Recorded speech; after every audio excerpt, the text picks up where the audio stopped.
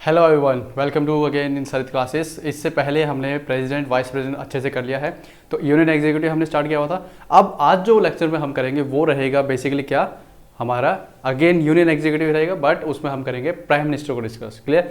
अब prime minister के साथ साथ हम किसको डिस्कस करेंगे? सीएम को भी, ठीक है, चीफ मिनिस्टर को भी डिस्कस करेंगे।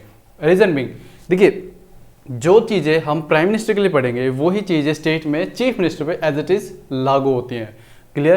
प्रोविजंस वही सेम रहेंगे जो हम प्राइम मिनिस्टर के लिए पढ़ेंगे। तो इसलिए मैंने ये सोचा कि अलग अलग टॉपिक कराने के बजाय एक ही के साथ दोनों कंपैरेटिव स्टडी करेंगे। एक तरफ मैंने आपको पीएम लिखा है और एक तरफ सीएम लिखा हुआ है। तो इसमें क्या होगा, मैं आपको डिस्कस करके बताऊंगा कि पीएम के लिए क्या क्या वैलिड होते हैं, ठीक है, और सीएम के लिए क्या क्या होते हैं। इनमें थोड़ा सा डिफरेंस क्या होगा वो हम इसमें कंपैरेटिवली देख लेंगे। इससे क्या होगा, आपका दोनों चैप्टर आराम से ईजिली कवर हो जाएंगे और एक ही लेक्चर के अंदर हो जाएंगे।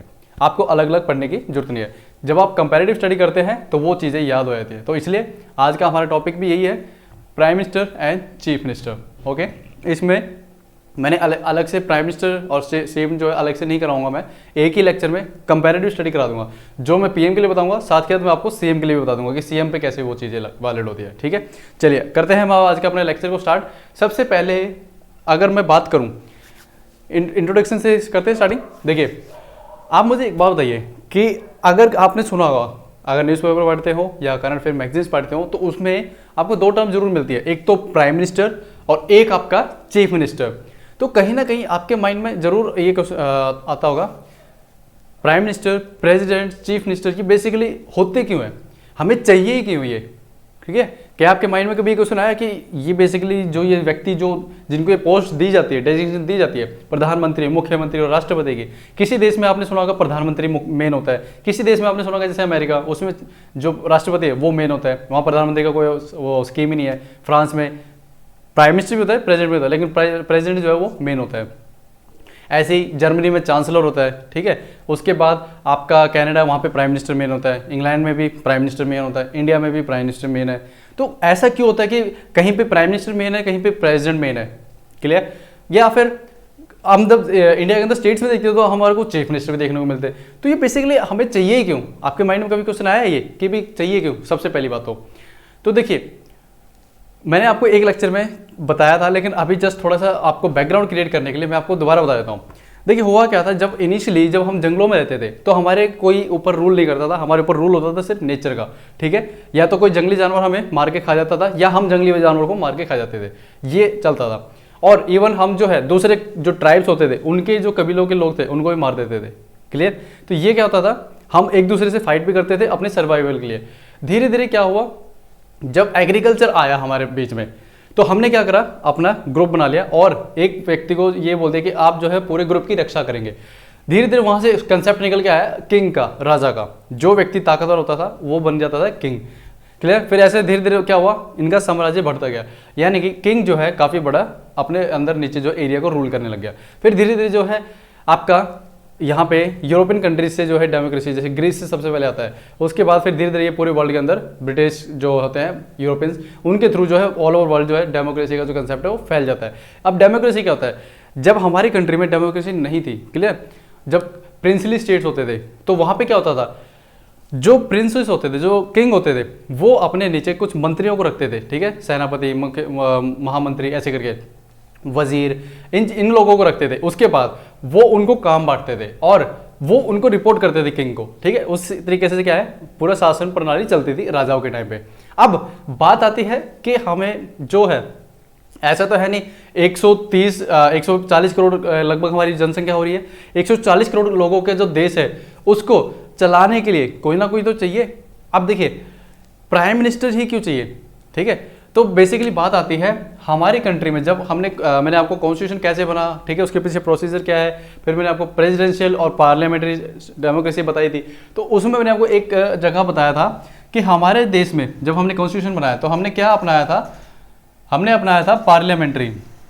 तो उसमें मैंने आपको बताया था कि पार्लियामेंट्री प्लस में प्रेसिडेंशियल, दो तरीके होते हैं डेमोक्रेसी में। तो हमने जो अपनाया था वो था कौन सा, पार्लियामेंट्री फॉर्म ऑफ गवर्नमेंट। ठीक है, और एक होती है प्रेसिडेंशियल फॉर्म ऑफ गवर्नमेंट जो कि अमेरिका में है, प्रेसिडेंशियल।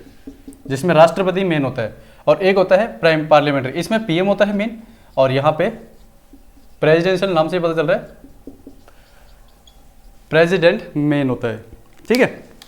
अब देखिए यहाँ पे जब मैंने आपको कॉन्स्टिट्यूशन वाला लेक्चर करवाया था तो उसके अंदर मैंने बताया था कि पार्लियामेंट्री फॉर्म ऑफ गवर्नमेंट में क्या होता है, एक पीएम होता है जो कि हेड करता है पूरे गवर्नमेंट को, क्लियर, और प्रेसिडेंट भी होता है, ऐसा नहीं प्रेसिडेंट नहीं होता है, इसमें प्रेसिडेंट होता है। जब मैंने आपको प्रेसिडेंट वाला लेक्चर करवाया था उसमें बताया था कि प्रेसिडेंट जो होता है वो बेसिकली क्या होता है, नॉमिनल हेड होता है, यानी कि प्रेसिडेंट जो होता है वो बेसिकली क्या होता है, हेड ऑफ स्टेट, क्लियर, और पीएम जो होता है वो क्या होता है आपका, हेड ऑफ गवर्नमेंट,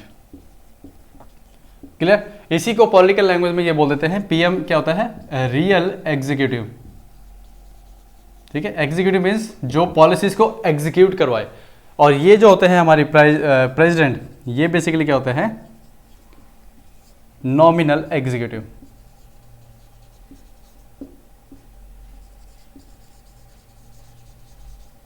ठीक है।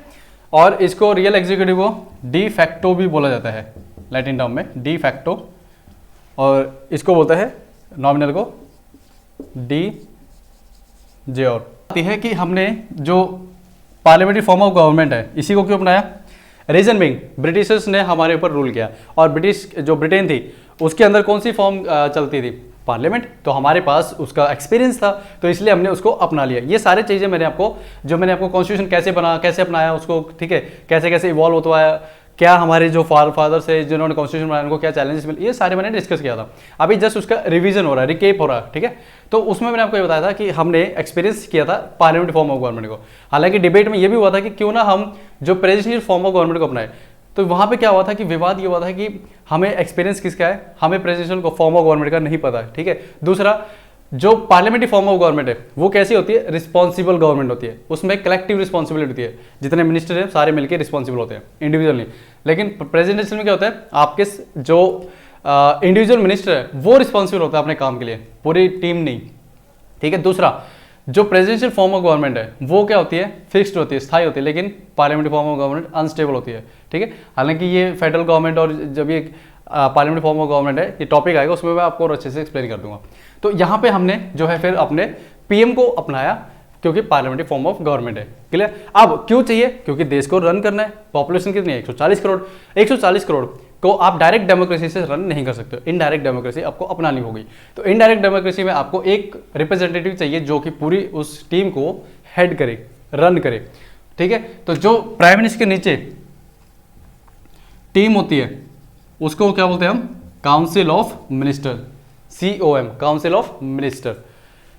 और ये काउंसिल ऑफ मिनिस्टर जो है ये क्या करते हैं, पीएम के नीचे सारे डिपार्टमेंट्स को रन करते हैं, क्लियर, जिनको हम मिनिस्टर्स बोलते हैं, मंत्री। जैसे राजा होता था, राजा क्या करता था, अपने नीचे मंत्री रखते थे, क्लियर, और उसके नीचे कुछ वजीर होते थे, फिर एक सेनापति होता था। तो जो CM होता है हमारा स्टेट के अंदर, तो वो पीएम के लिए क्या काम करते हैं, एज ए सेनापति का। और जो काउंसिल ऑफ मिनिस्टर होते हैं पीएम के नीचे वो क्या करते हैं, उसके मंत्री का काम करते हैं। तो हमारे स्टेट के अंदर 28 राज्य हैं अभी फिलहाल, तो 28 राज्यों के अंदर जितने भी मुख्यमंत्री हैं वो सारे क्या है, हमारे देश के जो मुख्य प्रधानमंत्री उनके लिए सेनापति का काम करते हैं। यानी कि उनको सारी जो रिक्वायरमेंट्स होती है स्टेट्स के अंदर वो सारी चीज़ें कौन बताता है, पीएम को CM बताते हैं, ठीक है। और ये मीटिंग कब होती है, प्लानिंग कमीशन होता था पहले, उसके अंदर अभी तो रिप्लेस कर दिया किसने, नीति आयोग ने। तो नीति आयोग की जब मीटिंग होती है या फिर इंटर स्टेट काउंसिल जो मीटिंग होती है उसमें भी जो है आपका ये सारे डिस्कस करते हैं। चलिए अब बात करते हैं, अब हमारा जो है लेक्चर यहाँ से स्टार्ट होता है। ये तो सारा क्या था, थोड़ा सा बैकग्राउंड बताने के लिए, पीएम और CM ये बेसिकली क्यों चाहिए हमें, ठीक है। अब बात करते हैं हम अपॉइंटमेंट की। तो जब अगर मैं बात करता हूँ अपॉइंटमेंट की, तो अपॉइंटमेंट में आपको याद रखना है हमारे कॉन्स्टिट्यूशन के अंदर कहीं पे भी ये नहीं मेंशन किया कि पीएम जो है अपॉइंट कैसे किया जाएगा, ठीक है, ना CM के लिए बता रखा है कि CM अपॉइंट कैसे किया जाएगा। यहाँ पे आपको एक चीज़ याद रखनी है, आर्टिकल 75 में और CM के केस में आर्टिकल 164 में, ठीक है, अनुच्छेद 164 और अनुच्छेद 75, इनमें सिर्फ इतना बोला गया है आर्टिकल 75 में कि there shall be a prime minister headed by the council of minister. No मैंने रिवर्स बोल दिया, there shall be a council of minister headed by the prime minister. और आर्टिकल 75 में ये भी बोला है, ये तो जो मैंने अभी लाइन बोली ये है आर्टिकल 74 के अंदर, आर्टिकल 74 में ये बोला गया है कि there shall be council of minister headed by prime minister. एक काउंसिल ऑफ मिनिस्टर होगा जो कि हेड किसके द्वारा किया जाएगा, प्राइम मिनिस्टर के द्वारा। और आर्टिकल 75 में क्या बोला गया, there shall be a prime minister appointed by president. Clear, ये किस में बोला है, आर्टिकल 75 के अंदर। ये बोला गया है कि 75 के अंदर कि आपके देश में एक क्या होगा, प्रधानमंत्री होगा, जिसको अपॉइंट कौन करेगा, राष्ट्रपति। लेकिन ये नहीं बोला अपॉइंट कैसे होगा, ये कहीं नहीं मेंशन किया हुआ। सिमिलरली आर्टिकल 163 में क्या बोला गया, there shall be council of minister in each state headed by the chief minister. जो यहाँ 74 में बोला है वही सेम लाइन सीएम के लिए 163 में बोली गई है। इससे क्या अभी कंपेरेटिव हो रही है। जो 75 में बोला गया there shall be prime minister appointed by president, यहां बोला गया है there shall be a chief minister appointed by not president, governor. क्योंकि स्टेट में कौन होता है, याद रखना आपको, गवर्नर। और गवर्नर को अपॉइंट कौन करता है, प्रेसिडेंट। क्लियर।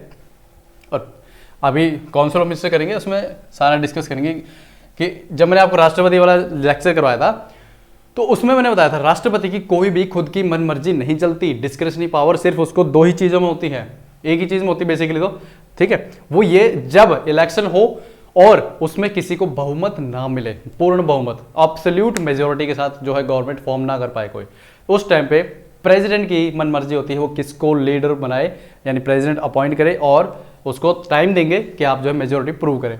ऐसे ही सीएम के साथ होता है, जो गवर्नर की डिस्क्रिशनरी पावर होती है। गवर्नर अभी रह रहा है हमारा, कवरेंगे इसको भी, ठीक है।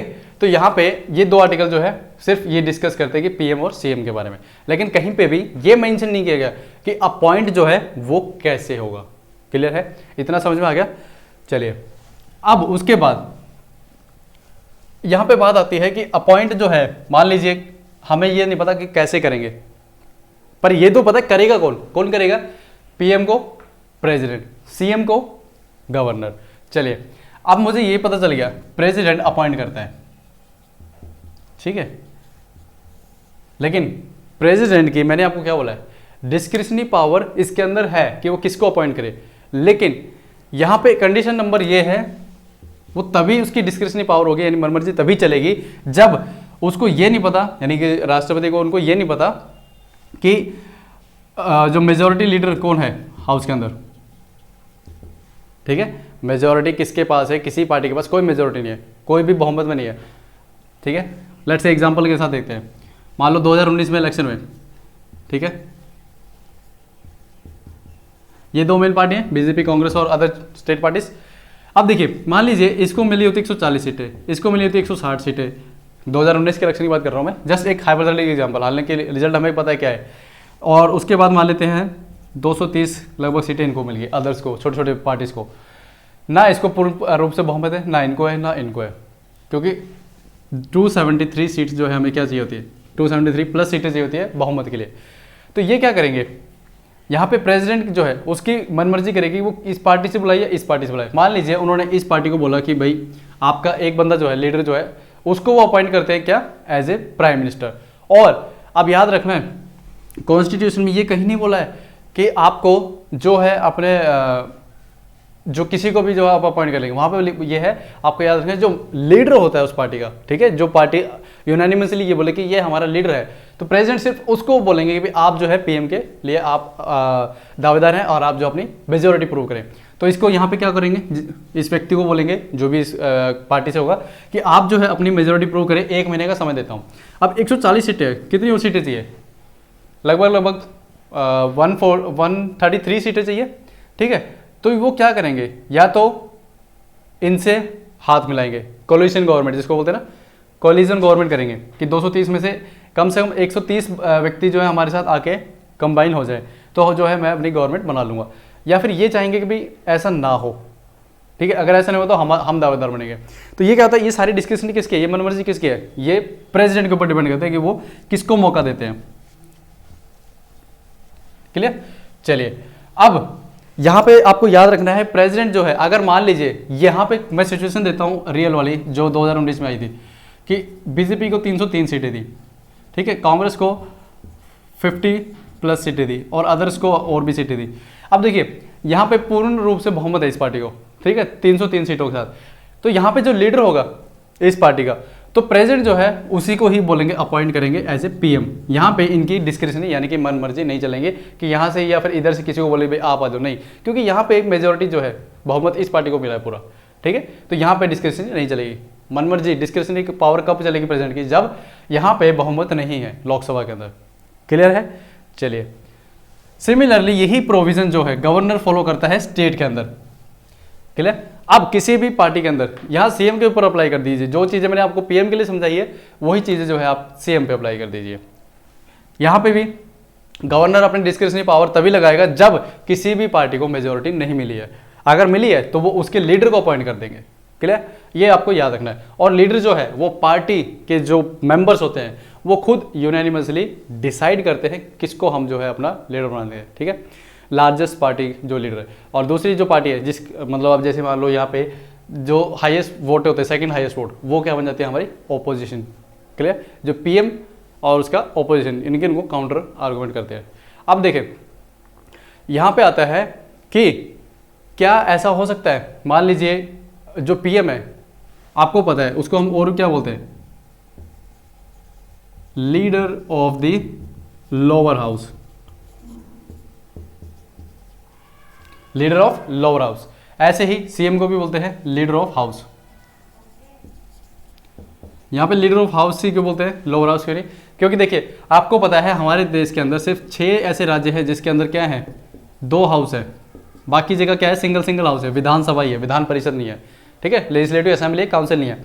तो इसलिए हम बोलते हैं CM is the leader of the house. यहाँ पे हमने बोला leader of the lower house होता है, क्यों? क्योंकि यहाँ पे प्रोविजन ही आता है, क्योंकि जो पीएम होता है गवर्नमेंट का हेड होता है, और गवर्नमेंट जो है वो लोकसभा को रन करती है। राज्यसभा आपका परमानेंट हाउस है। अब जो लोकसभा है उसको रन करने के लिए पीएम तो आपका लोकसभा में होना चाहिए।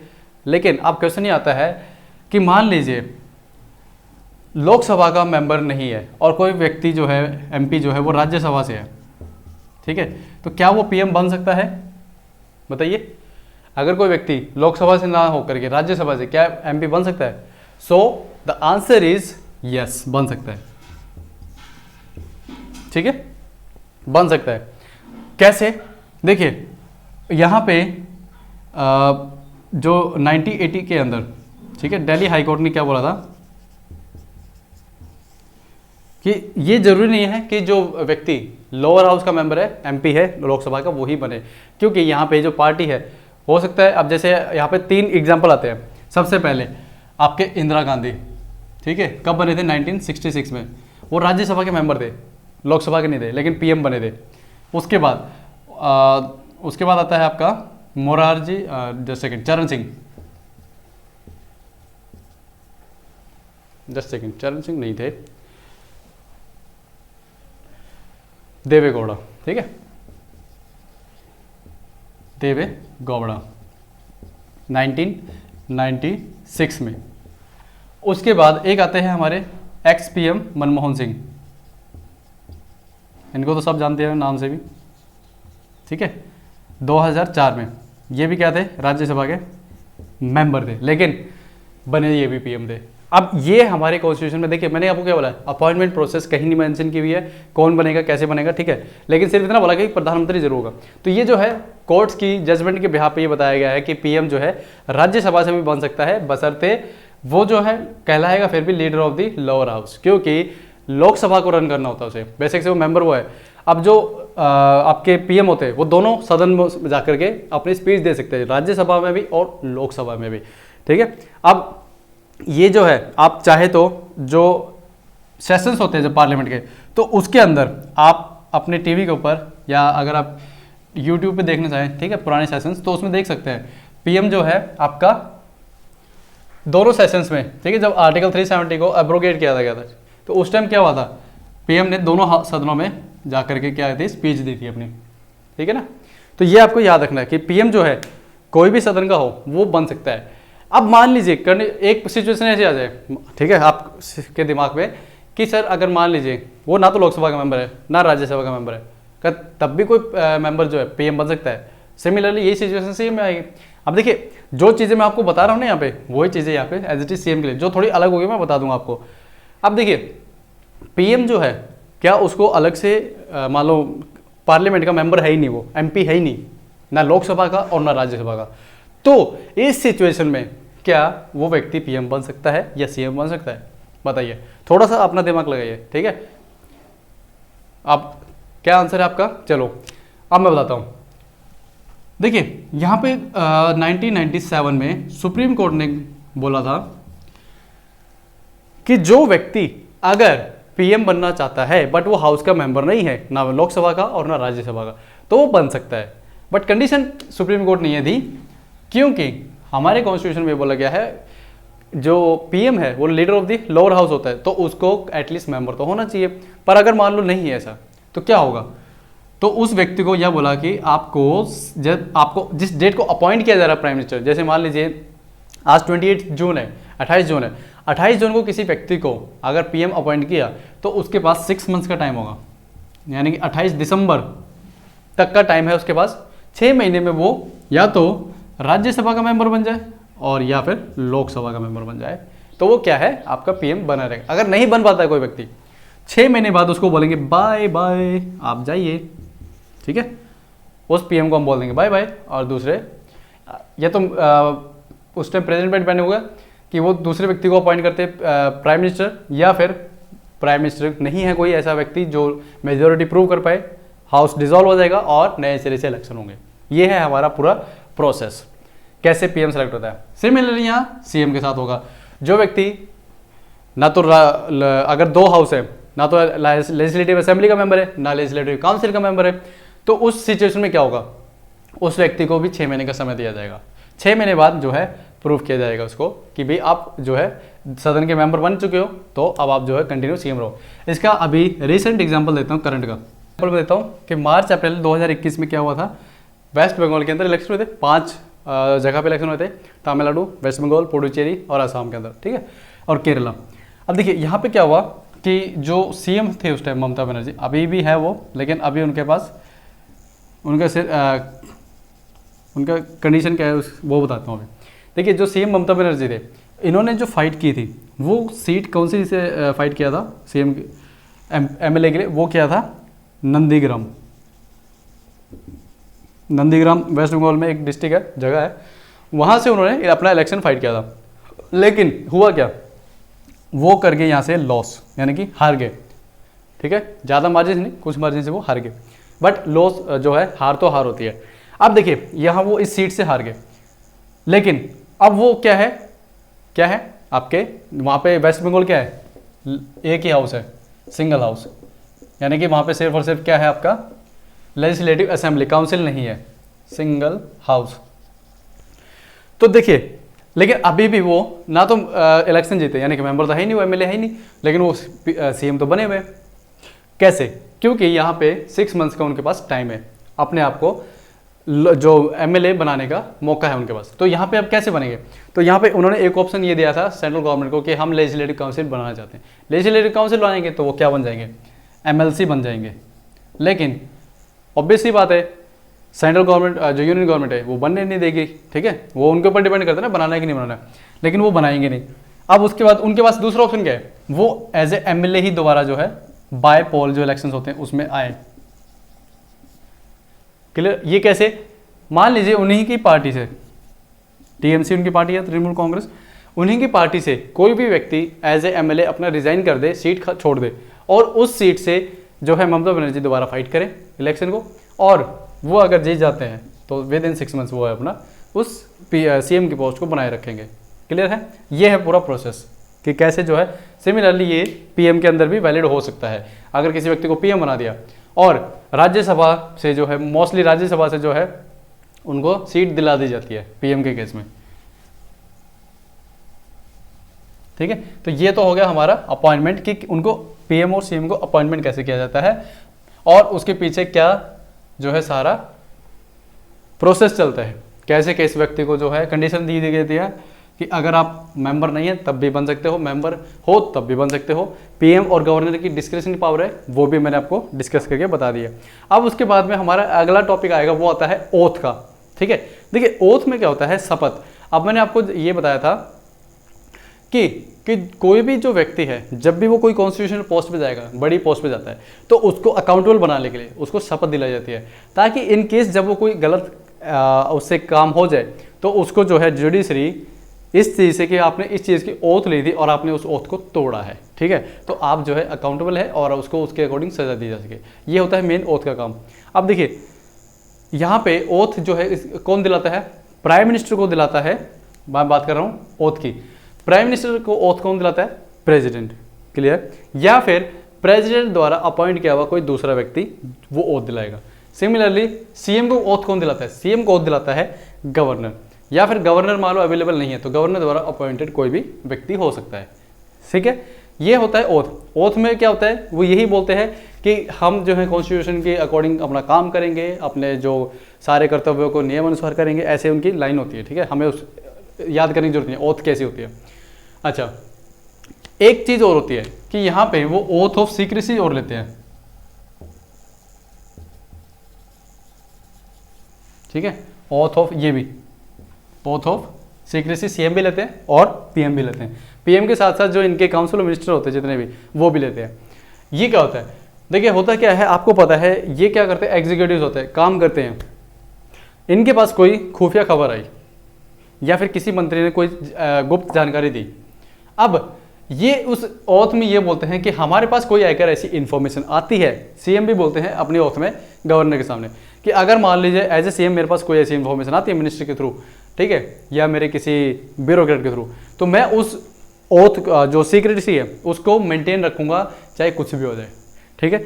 बशर्ते अगर मेरे को अपना वो पद ग्रहण करते समय अगर उसका पालन करते हुए मुझे अगर उसको बताना पड़े तो मैं उसको बता सकता हूँ, अदरवाइज मैं किसी को नहीं बताऊंगा वो बात, ठीक है। ये होती है ओथ ऑफ सीक्रेसी, क्लियर है। तो ये हो गया इनका ओथ। ओथ में ज़्यादा और कुछ ज़्यादा डालने की जरूरत नहीं है, ठीक है। अब यहां पे और बात कर लेते हैं किसकी, ओथ हो गया है हमारा टर्म। ये सबसे इंटरेस्टिंग है जिसमें बच्चे गलतियां करते हैं, टर्म। मुझे एक चीज बताइए, प्रेसिडेंट की मैंने आपको जो लेक्चर कराया था उसमें प्रेसिडेंट का कितना साल का टर्म बताया था, 5 साल का। अच्छा, वाइस प्रेसिडेंट करवाया उसमें मैंने उनकी टर्म कितनी बताई, वो भी 5 साल थी। अब लोकसभा जब गवर्नमेंट चूज होती है, ठीक है, तो वो कितने साल के लिए हम इलेक्शन डालते हैं, 5 साल के लिए। तो ऑब्वियस है पीएम का भी 5 साल का होगा और सीएम का भी 5 साल होगा, यस और नो भाई। 5 साल के लिए हम वोटिंग करते हैं ना, 5 साल बाद ही तो करते हैं। 2014 में किया था, फिर 2019 में, अब उसका 2024 में करेंगे। तो पीएम का जो कार्यकाल है वो 5 साल का होगा और सीएम का वो 5 साल का होगा, यस और नो। कितने बच्चों को लगता है कि 5 साल होगा? अगर जिनको भी 5 साल लग रहा है वो सब क्या है, गलत। क्यों? क्योंकि हमारे कॉन्स्टिट्यूशन में कोई फिक्स्ड टर्म नहीं है पीएम की, ना सीएम की कोई फिक्स्ड टर्म है, ठीक है। जैसे डिपॉजिट होता है ना, एक होता है सेविंग डिपॉजिट और एक होता है FD, fixed deposit. Fixed deposit क्या है, वो फिक्स हो जाता है उतने टाइम के लिए, लेकिन हमारे जो पीएम और सीएम है वो फिक्स नहीं होते, उनका जो टेन्योर है। रीजन बिंग, अगर कोलिजन गवर्नमेंट है, कोलिजन गवर्नमेंट में से उसके जो पार्टनर थे उन्होंने अपना जो है उनका साथ छोड़ दिया, ठीक है, तो बहुमत तो कम हो गया। अब गवर्नमेंट तो प्रूव करेगी ना मेजोरिटी दोबारा। हमारे एक चीज़ याद रखना, कॉन्स्टिट्यूशन के अंदर जो गवर्नमेंट बनती है वो बेसिकली बात करती है मेजोरिटी के ऊपर। अगर आपके पास मेजोरिटी, तो आप तब तक ही जो है पीएम या सीएम रहेंगे। जिस दिन आपकी मेजोरिटी खत्म, आप ना पीएम रहेंगे और ना आप सीएम रहेंगे। क्लियर है इतनी बात? तो ये 5 साल अगर देखना, ये आप बहुत से बच्चे ना इस पर कन्फ्यूज रहते हैं कि पीएम और सीएम 5 साल के लिए। नो, कोई फिक्स नहीं है 5 साल। हालांकि 5 साल के लिए वो जो गवर्नमेंट बनती है वो अपॉइंट होती है 5 साल के लिए, जैसे 2014 फिर 2019। बट बशर्ते जैसे अटल बिहारी वाजपेयी के टाइम पे वो 13 दिन के लिए प्राइम मिनिस्टर रहे थे, ठीक है। उसके बाद आपके मोरारजी देसाई वो 2 साल ही रहे थे, ठीक है ना। और चरण सिंह कुछ महीनों के लिए रहे थे, वीपी सिंह कुछ 1 साल के लिए रहे होंगे। तो ये जरूरी नहीं है कि एक जो पीएम बन गया वो 5 साल रहेगा, नहीं, ये कहीं पे भी फिक्स नहीं है। आपको ये याद रखना है। अगर कहीं पे क्वेश्चन आ जाए the tenure of the term of the prime minister और या चीफ मिनिस्टर की इज 5 ईयर्स, तो आंसर है रॉन्ग। नहीं, 5 साल नहीं होती, फिक्स नहीं है, आपको याद रखना है। हाँ, वो गवर्नमेंट का टेन्योर होता है 5 साल, बट गवर्नमेंट भी तब तक 5 साल जो काम करती है जब तक कि उनके पास क्या है, हाउस के अंदर मेजोरिटी, लोकसभा के अंदर, नॉट राज्यसभा, यहाँ सिर्फ लोकसभा की बात हो रही है। सिमिलरली यहाँ पे अगर काउंसिल है, दो सदनीय वो है यहाँ पे सभा, तो क्या होगा इसमें जो असेंबली है उसकी बात करूँगा मैं, ठीक है, काउंसिल की नहीं। तो ये हो गया। तो यहाँ पे क्या होता है बच्चे इवन जब मैं शायद 10th क्लास में था, मुझसे भी गलती हुई थी, ठीक है, लेकिन उस टाइम में टीचर से काफ़ी बहस की थी मैंने कि मैम 5 साल ही तो होता है, 5 साल ही तो होता है। उस टाइम टीचर ने मुझे इतना समझाया, लेकिन वही है ना कि जब आप नहीं समझने जाते तो उस टाइम क्या होता है कि आप अपनी बातों में अड़ जाते हैं। तो मैं भी अड़ गया, लेकिन हुआ क्या, कहीं ना कहीं फिर वो गलतियां हो जाती हैं एग्जाम में हमसे, कॉम्पिटिटिव एग्जाम्स में। तो आपको जब आपके कोई टीचर है जो गुरु है वो कुछ बताते हैं तो उसको एज इट इज़ धारण करो पहले तो, ठीक है। उसके बाद अगर आपको लगे कि भाई हाँ मुझे डाउट है, उस डाउट को दूर कीजिए, क्योंकि जो शंका है वो दूर नहीं होनी चाहिए, बट शक नहीं होना चाहिए, ठीक है। जब हम अपने गुरु पे शक करते हैं तो उससे क्या होता है हमारे अंदर एक घमंड आ जाता है, और जिस दिन घमंड आ गया तो समझ लो फिर क्या होता है वो इंसान वहीं पर रुक जाता है, ठीक है ना। जैसे बोलते हैं ना रुका हुआ पानी और रुका हुआ इंसान दोनों क्या करते हैं, बदबू ही मारते हैं, सड़ते हैं वो, ठीक है। तो इसलिए आपको ये दोनों काम से बच रहे हैं। ना तो आपको अपने मैं ये नहीं बात कर रहा कि भी आप जो है अपने जो टीचर है, आप कोई किसी भी जिससे आप सीख रहे हैं, ठीक है, वो आपका गुरु होता है बेसिकली, तो आप जो है उन पर शक ना करें, सिर्फ शंका है उसको दूर करें। अगर नहीं है तो जैसा उन्होंने बताया आप उसको एज इट इज धारण करें, कहीं ना कहीं वो आपके काम आएगी। तो जो टर्म है वो आपको याद रखनी फिक्स नहीं है, 5 साल नहीं है, ठीक है। तो यहाँ पे अब बात आती है 5 साल नहीं है तो फिर कौन डिसाइड करता है, ठीक है। यहाँ पे अगेन बात आती है जो हमारे कॉन्स्टिट्यूशन में लिखा गया है वो ये है कि पीएम जो है वो आपका प्लेजर ऑफ द प्रेसिडेंट के अकॉर्डिंग काम करता है। वो तब तक रहता है जब तक कि प्लेजर ऑफ प्रेसिडेंट है उसके पास, और यहाँ पे प्लेजर ऑफ गवर्नर। बट इसका मतलब ये नहीं कि प्रेसिडेंट का मन क्या, एक सुबह उठे, ठीक है, चाय चुई पी और सेक्रेटरी को बोला यार सेक्रेटरी इधर आओ, हाँ एक बात बताओ मैंने वो काम बोला था क्या पीएम ने कर दिया। सेक्रेटरी बोलेगा सर नहीं हुआ है। अच्छा यार ये पीएम जो है ना काम नहीं कर रहा, ढंग का नहीं है, चलो एक काम करते हैं इसको चेंज कर दे, दूसरा लेते हैं। तो ये नहीं हो सकता, ये प्रेसिडेंट की जो है डिस्क्रिशनरी पावर नहीं है। अगर एक कॉन्स्टिट्यूशन में आपको लिखा हुआ है the PM works according to the pleasure of the president, CM जो है works according to the pleasure of the governor. तो इसका मतलब ये नहीं कि उनका मन करे एक सुबह उठे आराम से अंगड़ाई लिए अच्छे से, चलो भाई लेटर साइन किया, मेरा मन करता है कि इसको प्रेसिडेंट प्राइम मिनिस्टर बनाता हूँ या फिर इसको सीएम बनाता हूँ, नहीं ऐसा नहीं। वो तब तक नहीं कर सकते हैं तब तक कि उनके पास हाउस के अंदर मेजोरिटी है। जिस दिन हाउस में से मेजोरिटी गई तब प्रेसिडेंट की जो है डिस्क्रिशनरी पावर काम करेगी, ठीक है। या फिर मान लीजिए पीएम की क्या हो जाती है डेथ। अब जब पीएम की डेथ होती है तो इसका मतलब ये नहीं है जो हाउस है वो डिसॉल्व होगा, ये आपको थोड़ा सा याद रखना है। ऐसे ही ये केस सीएम के साथ है। जब मुख्यमंत्री की डेथ हो गई है ऑफिस के अंदर अंदर, ठीक है, मान लो 5 साल का उनका कार्यकाल था, मेजोरिटी सब कुछ थी उनके पास, लेकिन उनकी होगी डेथ, तो हाउस जो है यानी जो लोकसभा और यहाँ पे जो विधानसभा है वो डिसॉल्व नहीं होगा। उनका जो काउंसिल ऑफ मिनिस्टर होता है 60 से 70 के लगभग इनके कुछ मंत्री होते हैं, जैसे हम बोलते हैं ना state minister of state of railway, उसका minister of railway, minister of ये, तो ये क्या होता है काउंसिल ऑफ मिनिस्टर, और एक होता है कैबिनेट ऑफ मिनिस्टर। इसमें भी डिफरेंस बताएंगे अब तो थोड़ी देर में। तो काउंसिल ऑफ मिनिस्टर जो है वो आपका जो है डिसॉल्व हो जाता है पीएम बनते के पीएम के डेथ के साथ या पीएम के रिजाइन के बाद, ठीक है। अब यहाँ पे मान लीजिए डेथ हो गई है तो हाउस तो डिसॉल्व होगा नहीं, ये डिसॉल्व हो जाएगा, ये काम नहीं कर पाएगा अब, क्योंकि हमारे जो आर्टिकल 74 है उसमें क्या बोला गया था, और यहाँ आर्टिकल 163 में क्या बोला है, there shall be a council of minister headed by prime minister, वहां पे हेडेड बाय चीफ मिनिस्टर, यही बोला है। अब जब प्राइम मिनिस्टर ही नहीं बचा, हेड ही नहीं बचा, तो ये कहाँ से काम करेंगे, तो ये क्या हो जाएंगे, डिसॉल्व हो जाएंगे काउंसिल ऑफ मिनिस्टर यहाँ पे भी।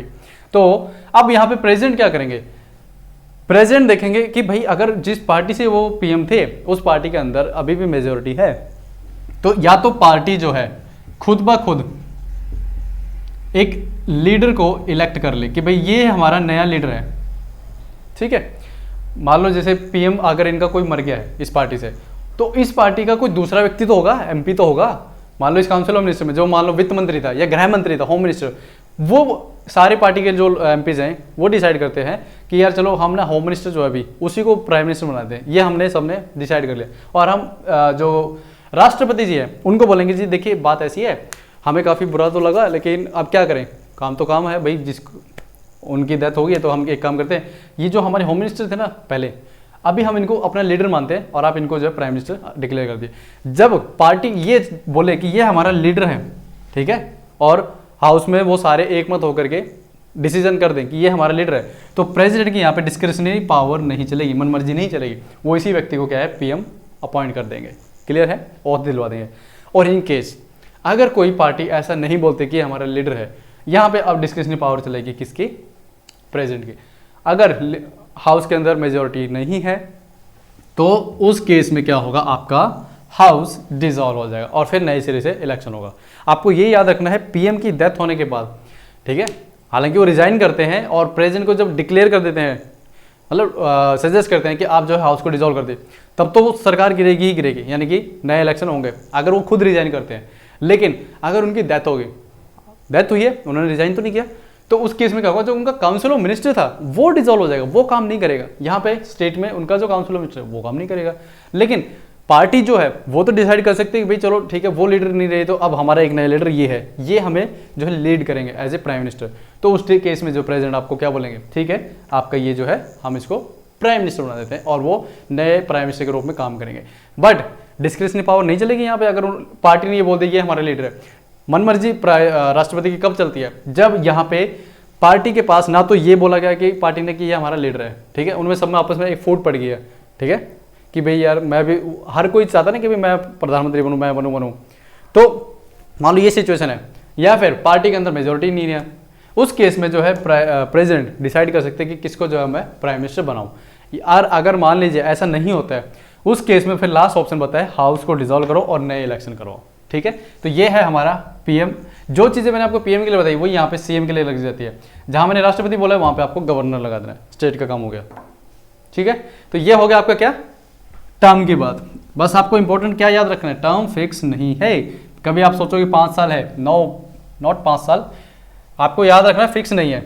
हालांकि 5 साल के लिए वो गवर्नमेंट को रन करने के लिए होते तो हैं, लेकिन अगर मान लीजिए वो कोलिजन गवर्नमेंट है, ठीक है, किसी ने अपना जो बहुमत है जो उनको दिया था कि भाई चलो हम आपको सपोर्ट करते हैं, बशर्ते सपोर्ट करते हैं, बोलते हैं ना कि बिना किसी कंडीशन के जो है आपको सपोर्ट करते हैं, बाहर से, बाहरी सपोर्ट। तो अगर मान लीजिए वो बाहरी सपोर्ट किसी ने खींच लिया तो बहुमत तो नहीं बचा आपके पास हाउस में, तो इस केस में क्या होगा, वो पीएम और सीएम नहीं रह पाएंगे। क्लियर है। चलिए अब नेक्स्ट आता है हमारा बात सैलरी की। बात जब मैं करता हूँ सैलरी की, तो हालांकि हमारे इतना हमें याद करने की जरूरत नहीं है, बट आपको याद रखना है जो पीएम होता है या जो सीएम होता है वो वही सैलरी लेते हैं जो पीएम को मिलती है। जो एक एमपी होता है हमारा, उसको जो सैलरी मिलती है सेम वही सीएम को वही सैलरी मिलती है जो एक एमएलए को मिलती है। तो आप बोलोगे फिर फर्क क्या है, इसको पीएम व्यक्ति को पीएम बनने का फायदा क्या हुआ और इसको सीएम बनने का फायदा क्या हुआ जब सैलरी सेम है। तो कभी कभी आपको फायदा नहीं देखना होता है, ठीक है, देखना होता है कि आपके पास पावर क्या हो रही है। आप अगर एक एज ए एमपी हो और एक तरफ सिर्फ स्टेट में एक एमएलए हो, ठीक है, अब मान लो मैं बन गया सीएम या मैं बन गया पीएम, तो मेरे पास पावर आ गई ना कि मैं किसको जो है मंत्री बनाऊं। लेकिन अगर आप एमएलए हो, तो अगर मेरा जो सीएम होगा, ठीक है, तो वो मान ले हो सकता है मुझे मंत्री ना बनाए, तो मैं तो एज ए एमएलए रह गया, तो मेरा जीतने का फायदा क्या हुआ, मैं तो ऐसे ही घूम रहा हूँ। तो इसलिए कुछ पावर्स भी होती हैं उनकी। तो अकेला जो है ना मॉनेटरी फॉर्म में मत देख सोचा करो आप कि भाई अगर पीएम जो है उसको तो कुछ मिला ही नहीं, मतलब जो व्यक्ति एमपी है सैलरी तो सेम, फायदा क्या हुआ, फायदा ही होता है इनको कुछ अलाउंसेस अलग से मिलते हैं। सिमिलरली सीएम को कुछ अलाउंसेस मिलते हैं, एक बंगला मिलता है उनको खुद का, ठीक है, दूसरा उनको सारे अपना गाड़ी चक्कर जो भी होता है वो सब कुछ मिलता है। लेकिन ये जो है आप अगर देखेंगे कि IAS IPS उनको भी मिलता है। फिर अगर देखिए आपको काम करना है तो आप कभी भी इन चीज़ों को नहीं देखेंगे कि मुझे क्या मिल रहा है क्या नहीं, आपका फोकस वही होगा कि मुझे ये बनना है तो ये बनना है, ठीक है। तो कभी भी इस चीज़ में मत जाना कि मॉनिटरी फॉर्म में कि एक IAS को या IPS को ज़्यादा मिलता है या पावरफुल कौन, नहीं, आपको क्या अच्छा लगता है उस पर देखिए पहले, ठीक है। तो जो आपको अच्छा लगता है उसमें आप जाइए और आपका मन भी काम करने का करेगा। मान लीजिए आपने चकाचौंध देखी IAS ऑफिसर की, यार उसकी सैलरी भी अच्छी है, अच्छा, और ओहो गाड़ी भी मिलती है, आपने बोला कि यार मैं तो IAS ही बनूंगा अब तो, ठीक है। बाद में मान लो आप बन भी गए, लेकिन काम जब देखा 5 मिनट के लिए अपने लिए भी टाइम नहीं मिल रहा आपको, घर वालों से बात करने के लिए भी टाइम नहीं आपके पास, तो उस टाइम यार कैसा है ये, मतलब मैं तो सोच रहा था मेरे को मज़े मिलेंगे, मैं आराम करूंगा, लेकिन यहाँ देख रहा हूँ कुछ और ही है, ठीक है। तो ये चीज़ें होती हैं, आपको पहले खुद भी देखना होता है कि आपका इंटरेस्ट क्या है। ऐसा नहीं कि आप जो है आप किसी भी फील्ड से हो और चलो यार हाँ ये मेरे को बाहर से बहुत अच्छा लग रहा है, क्योंकि बाहर से जो चीज़ अच्छी लगती है लेकिन जब आप अंदर देखते हैं तो कुछ और ही होता है वो, ठीक है। तो सैलरी में आपको ये याद रखना है, एक एमपी को जो मिलती है वो वही पीएम को मिलती है, जो एक एमएलए को मिलती है वही एक सीएम को मिलती है, बट फ़र्क ये है उनको कुछ अलाउंसेस जो है वो अलग से मिलते हैं, बस यही फ़र्क है और कोई नहीं है, ठीक है। अब बात करते हैं हम किसकी, पावर और फंक्शंस की। देखिए जो पावर है, फंक्शंस हैं, यहाँ पे आपको याद रखना है जो पीएम है वो काउंसिल ऑफ मिनिस्टर का हेड होता है, सीएम जो है वो भी स्टेट के अंदर काउंसिल ऑफ मिनिस्टर का हेड होता है, लेकिन इनमें फ़र्क क्या होता है, थोड़ा थोड़ा सिमिलर से होता है, ज़्यादा कोई फ़र्क नहीं है।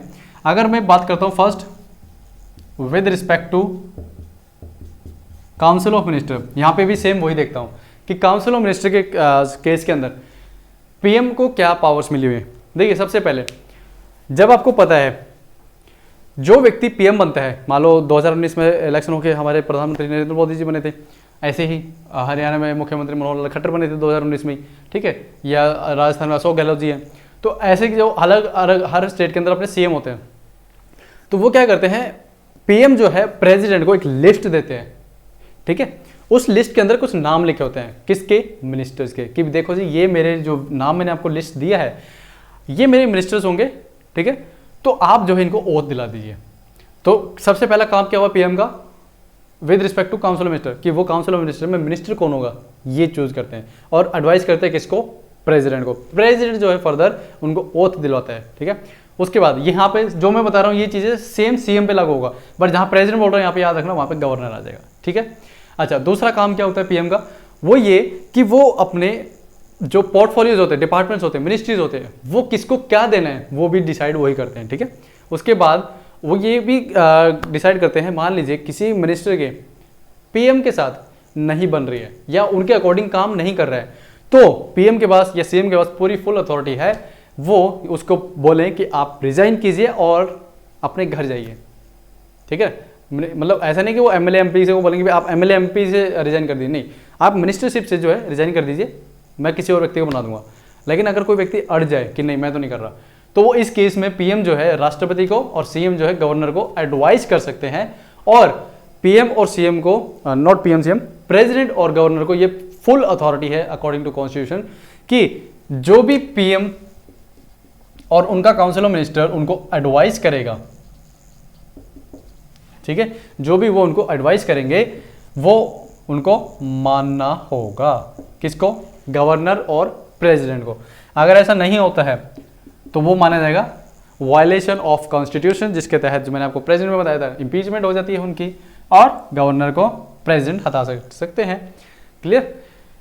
तो यहाँ पे आपको ये याद रखना है प्रेसिडेंट जो है उनको अथॉरिटी दी गई है कॉन्स्टिट्यूशन के अंदर, अगर पीएम ने कुछ बोला वो उनको करना होगा क्योंकि वो उनकी एडवाइस है, उसके अकॉर्डिंग वो उस मिनिस्टर को हटा देंगे, ठीक है। तो दो चीज़ें हमने देख ली हैं। सबसे पहले वो मिनिस्टर्स कौन होंगे ये डिसाइड करते हैं, उनको कौन सी मिनिस्टरशिप दी जाएगी, कौन सी मिनिस्ट्री दी जाएगी ये डिसाइड करते हैं।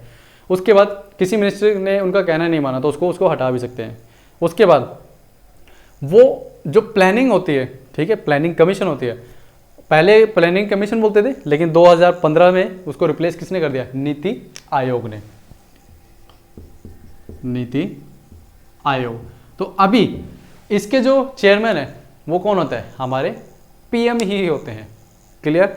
उसके बाद जो भी काउंसिल ऑफ मिनिस्टर डिसीजन करते हैं तो प्राइम मिनिस्टर का वो फर्ज बनता है और सीएम का फर्ज बनता है कि वो यहाँ पे प्रेसिडेंट और यहाँ पे गवर्नर को वो उसको एडवाइस करे कि देखिए ये हमारा डिसीजन है, ठीक है, और हम ऐसा ऐसा कुछ करेंगे।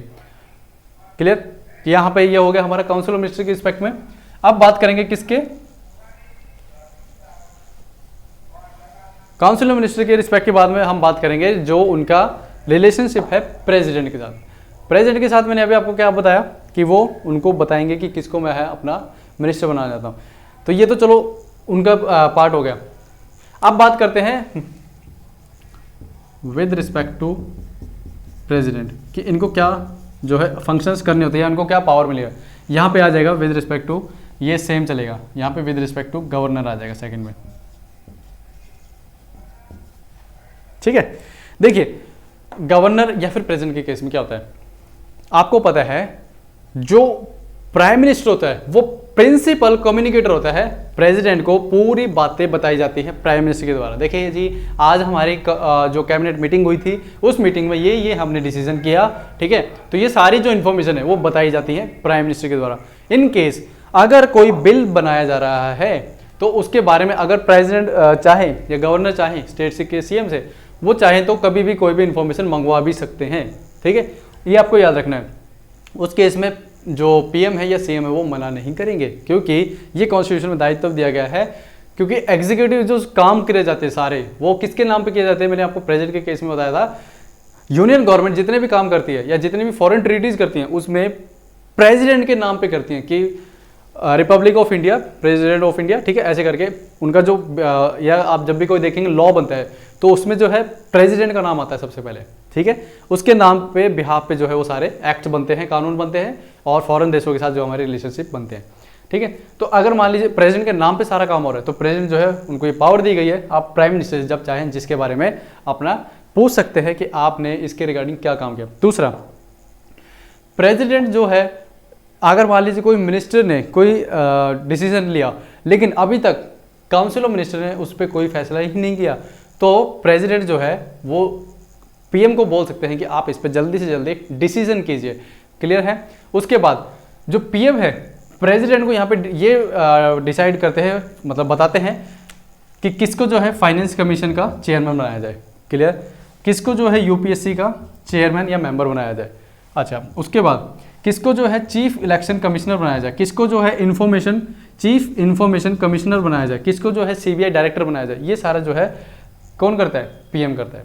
यहीं पे जो स्टेट के अंदर स्टेट का इलेक्शन कमिश्नर, ये सारे कौन डिसाइड करता है, सीएम डिसाइड करता है। और सीएम जो है एडवाइस करता है गवर्नर को, पीएम एडवाइस करता है किसको, प्रेसिडेंट को। क्लियर है इतना। तो ये तो हो गया पावर या functions with respect to president जो पीएम करता है। उसके बाद में आता है पार्लियामेंट के रिलेशन में। इसको मैं थोड़ा इरेज कर दूं।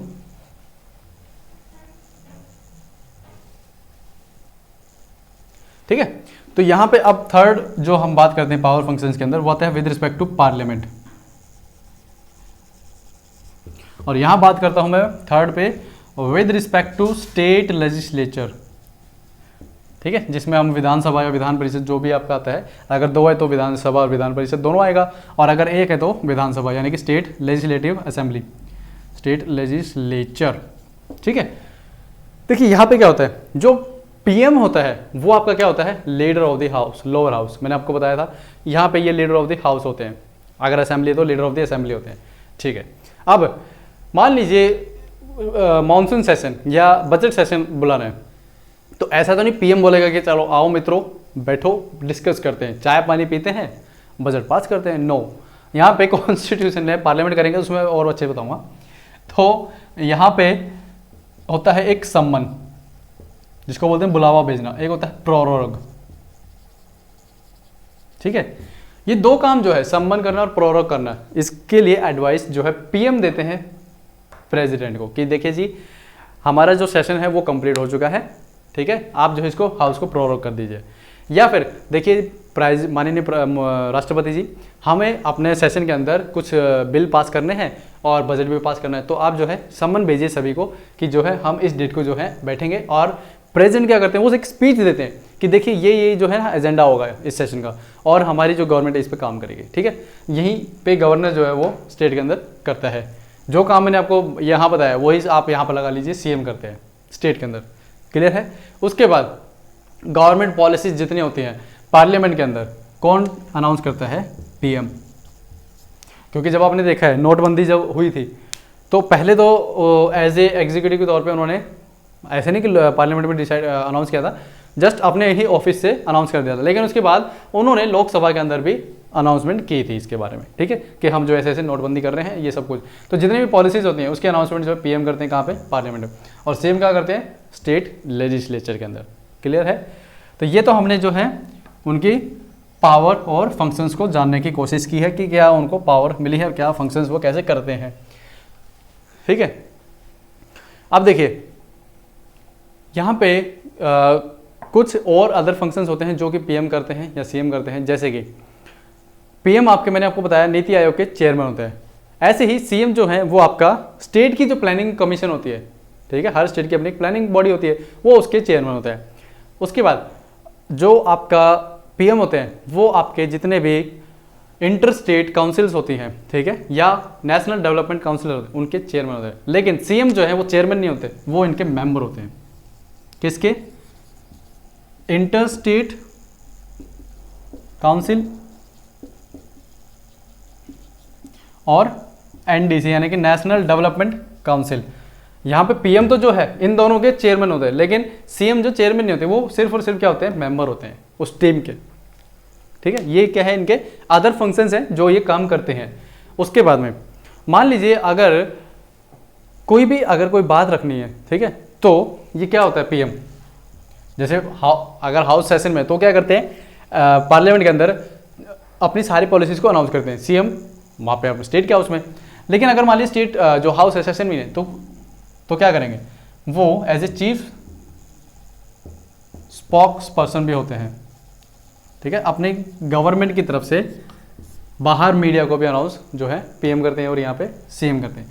वो बशर्ते बात अलग है, अगर आप देखेंगे जो हमारे अभी प्राइम मिनिस्टर हैं नरेंद्र मोदी जी, वो ये काम नहीं करते हैं, ठीक है, वो मीडिया के सामने नहीं जाते हैं, वो अपना वैसे ही अगर कोई जो स्टेट टीवी होती है, ठीक है, अपने ऑफिस से अनाउंस कर देते हैं, लेकिन वो पब्लिकली जाकर के कभी कुछ नहीं करते डिक्लेयर, ठीक है। उनके जो मिनिस्टर्स होते हैं नीचे, जैसे निर्मला सीतारमण जी हैं या रविशंकर प्रसाद जी हैं, वो एज ए स्पोक्स पर्सन का काम करते हैं, ठीक है, क्योंकि पीएम के ऊपर ये डिसाइडेड पावर होती है कि वो अपना काम डेलीगेट कर सकते हैं अपने मिनिस्टर्स को भी। तो ये ऐसा नहीं है कि सिर्फ पीएम है वही स्पोक्स पर्सन का काम करेंगे, नहीं। क्लियर है? उसके बाद यहाँ पे एक चीज़ याद रखना कि जो फॉरेन पॉलिसीज बनाई जाती हैं उसके अंदर भी सारा जो है डिसीजन किसका मेन होता है? पीएम का। बट यहाँ पे फॉरेन पॉलिसी से रिलेटेड सीएम का कोई काम नहीं होता, क्योंकि आपको याद रखना है डिफेंस, कम्युनिकेशन और फॉरेन पॉलिसीज, इन तीन पे सेंटर काम करता है, यूनियन गवर्नमेंट, स्टेट गवर्नमेंट नहीं। क्लियर है? अगर ऐसा होता तो हर स्टेट की अपनी एक आर्मी होती। क्लियर? आज हम देखते हैं यूनियन पूरे भारत की आर्मी है, ना कि हरियाणा की आर्मी, राजस्थान की आर्मी, ऐसा तो नहीं है ना। जैसे चाइना में देखेंगे तो चाइना की क्या है? आर्मी जो है वो स्टेट आर्मी है, देश की आर्मी नहीं है।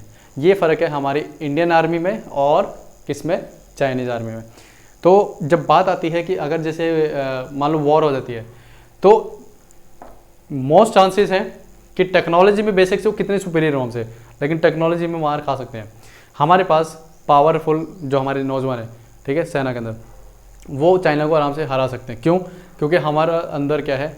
एक कंट्री से रिलेटेड जो फीलिंग है, लेकिन वहाँ चाइना से रिलेटेड कोई फीलिंग नहीं। वहाँ फीलिंग किससे रिलेटेड है? जो वहाँ के सैनिक है, सीपीसी यानी कि कम्युनिस्ट पार्टी ऑफ चाइना, उसके साथ वफादार हैं, देश के साथ नहीं। लेकिन हमारे जो सैनिक है वो देश के साथ वफादारी रखते हैं, किसी पार्टी के साथ नहीं, ठीक है। ये फ़र्क है। तो ये आपको ये याद रखना है। ये बीच में मैंने क्यों बता दिया, थोड़ा सा क्या होता है कि जब बीच बीच में ये टॉपिक उठते रहते हैं कि गलवान पे चाइना ने दोबारा ये कर दिया है ना, तो उस टाइम पे क्या होता है कि ना बच्चे कई बार थोड़ा सा ये सोचते हैं यार हमारे पास टेक्नोलॉजी, उनके पास देखिए कितने अच्छे अच्छे ड्रोन हैं, हथियार हैं। जी, युद्ध में कभी भी याद रखना, हथियारों से या टेक्नोलॉजी से कभी युद्ध नहीं जीत जाते, युद्ध जीतते हैं जज्बों से, ठीक है। यही चीज़ आपके एज ए स्टूडेंट लाइफ पे अलग होती है कि एग्ज़ाम जो है अच्छा पेन से, अच्छी कॉपी से, ठीक है, या फिर अच्छे पहनावे से नहीं जीता जाता है किसी एग्ज़ाम को, वो जीता जाता है आपका इंटेलेक्चुअल लेवल कितना स्ट्रॉन्ग है, आपके अंदर जज्बा कितना है। क्लियर है? चलिए, तो यहाँ पे जो है हमारा पीएम और जो सीएम वाला जो टॉपिक था वो हो जाता है फिनिश। तो अब जो है हमारा नेक्स्ट लेक्चर रहेगा वो रहेगा किसका? काउंसिल ऑफ मिनिस्टर, स्टेट वाले और सेंटर के, ठीक है, सेंट्रल काउंसिल मिनिस्टर और स्टेट काउंसिल मिनिस्टर। इसके अंदर हम सारा क्या डिस्कस करेंगे, एक एक जो टॉपिक मैंने यहाँ छोड़ दिया क्योंकि मुझे पता था वो काउंसिल मिनिस्टर में मैं बताऊंगा, यहाँ सारा बताने का ओवरलैपिंग हो जाती है। तो अभी मैं क्या करूँगा, इसको यहीं पे फिनिश करता हूँ इस लेक्चर को, पीएम और सीएम को। देखिए यहाँ पे मैंने आपको कंपैरेटिव करके बता दिया। कंपैरेटिव करने से फ़ायदा क्या हुआ कि आपको जो चीज़ें पहले पीएम के लिए पढ़ते वो सीएम के लिए पढ़ते, फिर आप उसको पीएम ऐसे करता है, ठीक है। तो यहाँ पे क्या होगा, एक ही जगह पे आपको दोनों लेक्चर्स कंबाइन होकर मिल गए, ठीक है। कंपैरेटिव आर्टिकल्स में मैंने बता दिया कि 3 जगह पे जो है आपको आर्टिकल्स मिलेंगे। कौन सा? पीएम के लिए आपको मिलेंगे 3 आर्टिकल। कौन से? 74, 75 और 78। ये 3 आर्टिकल जो हमारे पीएम से रिलेटेड है। यहाँ पे 163, 164 और 167।